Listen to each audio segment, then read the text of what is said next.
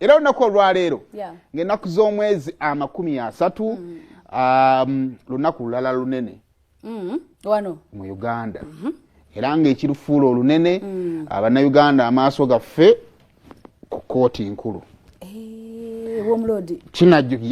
kinajjukirwa nti Dr. Kano Kizza Besigye ng'ayita mu bannamateeka be yateekayo omusango era ng'omusango guno yali aloopa CDF General Muhoozi Kainerugaba era nga bagiyita enforcement of rights application kakati Dr. Kano Kizza Besigye mu byaloopa ekisooka avunaana threats messages oba comments oba remarks ezikolebwa ezakolebwa CDF kuye then namuvunaana kyoyinza okuyita prejudicial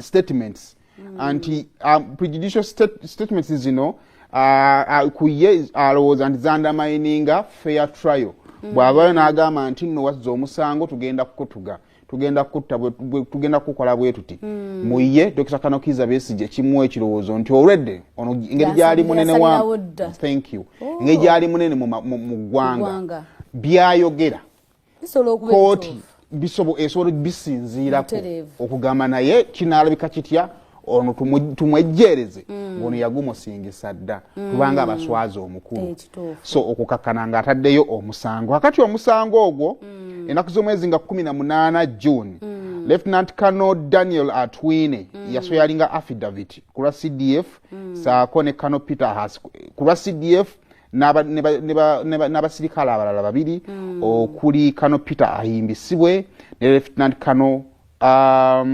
tumwebaze amannya nagatabise wano nasoyalinga affidavit era mu affidavit eyo n'asaba omulamuzi okubeera ng'ate agoba omusango ogwo ensonga ziyali asinzirako okusaba okugoba omusango ogwo ng'agamba nti ziri baseless ziri based on hearsay tebirina bukakafu ekyokubiri n'agamba nti obubaka bwa CDF bwali misconceived tebabutegeera bulungi thank you kati Kano Kizza Besigye wali aloopa CDF n'abantu abalala ye teyaleeta bujulizi bumala of course yabuleeta obuli ku social media era ono bw'abaatu yalinga affidavit n'okuteekayo bako obujulizi okwewolerezaako okwe naye aba alina kukozesa bujulizi bwono okusobola okwewozaako kituufu waleeta posts okuva ku X naye posts zeweesibako wazitegeera bubi otegedde bulungi so okusinziira ku Atwine kwe kuwolereza kuyateekayo now olunaku olwaleero lwaki eggwanga lyonna amaaso galitadde ku BBS ne kooti twagala kulaba CDF General Muhoozi Kainerugaba first son omuwabuzi w'omukulembeze w'eggwanga omwami wa Charlotte ategedde bulungi anaasobola okulabikako mu kaguli olunaku olwaleero okusobola okwewozaako ekyo kyekibuuzo ekinene ekiri mu mimwa gy'abannansi olunaku olwaleero olunaku olw'ejjo Honorable Ssemujju yavuddeyo jjukira ono wa PFF Kano Dr. Kizza Besigye chairman wa PFF si chairman ndooza abeeranga supreme leader wa PFF n'ebifaanaganako bwe bityo yavuddeyo n'agenda ku mukutu gwe ogwa X n'atuteerayo obubaka buno yatugambye atya General Muhoozi Kainerugaba will tomorrow go on a trial together with 2 officers for abducting Dr. Besigye and his aide Haj Obed Lutale. On November 16, 2024 from Nairobi, Besigye filed an enforcement of rights application whose hearing Judge Baguma fixed for June 30th. Muhoozi abducted Besigye's lawyer Erias Lukwago, who was set to serve him court papers. Muhoozi also deported Honorable Martha Karua, who was leading the Besigye defense. Otegedde bulungi Kenya. So kakati mu nteekateeka eyo nga tukyagenda maaso okubeera nga twebuuza CDF anaasobola okujja mu Kaguli.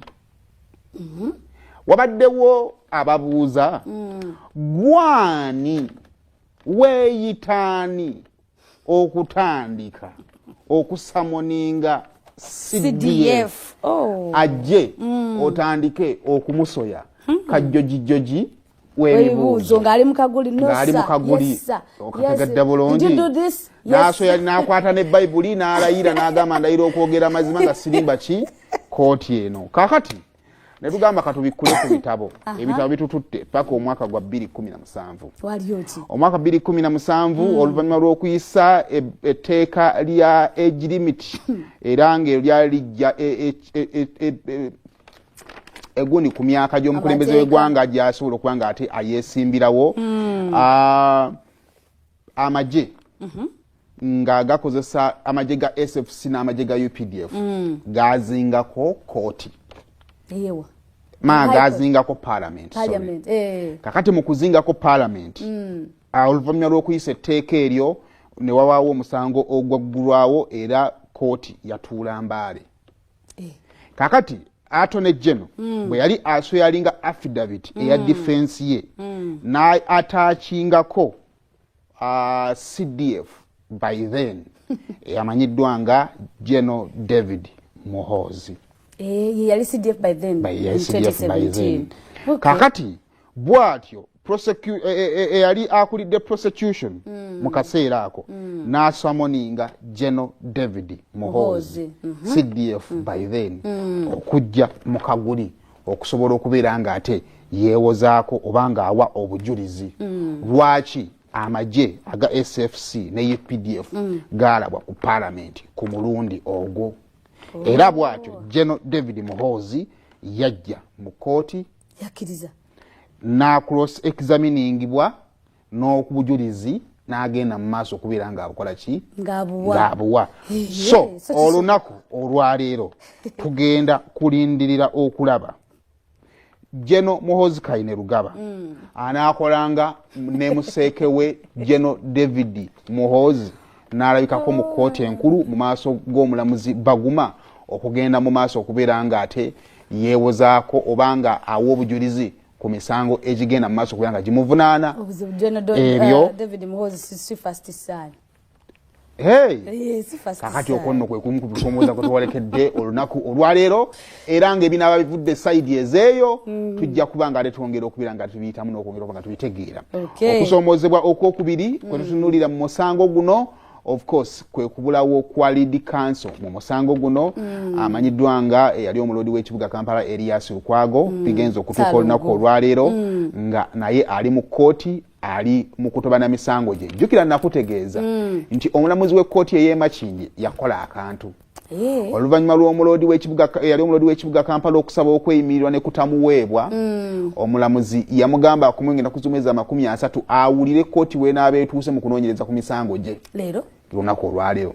Kitegeeza kadenge zigenda kuba zambuka ku kooti enkulu ew'omulamuzi Baguma ate zigenda kuba zambuka n'Emakindye ew'omulodi Elias Lukwago. Kitegeeza South Africa tuli busy nnyo leero. So kitegeeza ki? Kitegeeza nti nno eyandibaddewo okubeera ng'awolereza retired Dr. Kanokiza Besigye naye alina emisango gye egy'okwewozaako essaawa zino oba egy'okuwulira.